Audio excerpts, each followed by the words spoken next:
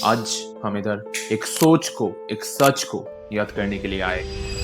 Angel चकमा सिर्फ एक नाम नहीं, त्रिपुरा का एक बेटा, एक एमबीए स्टूडेंट, एक सोच, एक सच जो हमें सबको बहुत कुछ सिखा के गया है और बहुत कुछ सोचने पे मजबूर करके गया है। एक सपने देखने वाला स्टूडेंट, बिल्कुल हम जैसे।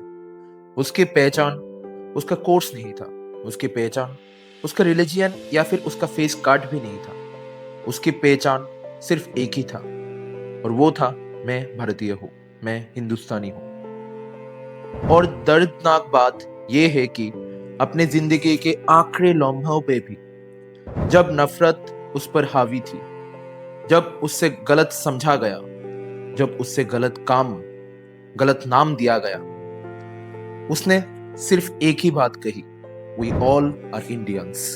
सोचो, जब सांस टूट रही हो, जब दर्द अपने पिक पर हो, तब अगर कोई अपनी पहचान याद रखता है तो वो सिर्फ एक इंसान नहीं होता, वो एक मैसेज बन जाता है।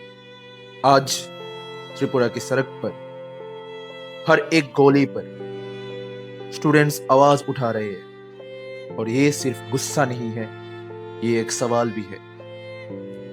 क्या हम इतने कमजोर हो गए हैं कि हम चेहरे से देशभक्ति नापने लगे हैं?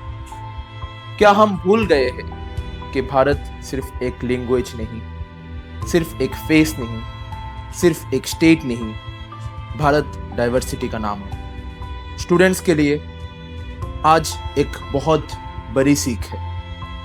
पढ़ाई सिर्फ डिग्री के लिए नहीं होती। एजुकेशन का मतलब सिर्फ प्लेसमेंट नहीं होता। एजुकेशन का मतलब होता है समझना, सोचना और सही से सही के लिए खड़े होना। अगर हम पढ़ के लिख के नफरत और गुंडागिरी के तरफ झुक जाते हैं तो सिस्टम फेल होने लगता है, हम फेल होने लगते हैं, पूरा एजुकेशन सिस्टम फेल होने लगता है। एंजल चकमा की कहानी हमें कमजोर नहीं बनाती है, ये हमें याद दिलाती है कि हम एक दूसरे के लिए जिम्मेदार है, जिम्मेदार थे और जिम्मेदार रहेंगे। मेंटर अल्फा आज ट्रिब्यूट देने के लिए नहीं, याद दिलाने के लिए बोल रहा है कि चाहे हम नॉर्थ ईस्ट या फिर साउथ या फिर ईस्ट या फिर वेस्ट से हो, चाहे हम हिंदी बोलते हैं या फिर इंग्लिश या फिर तेलुगु या फिर बांग्ला, हम सब पहले हिंदुस्तानी हैं।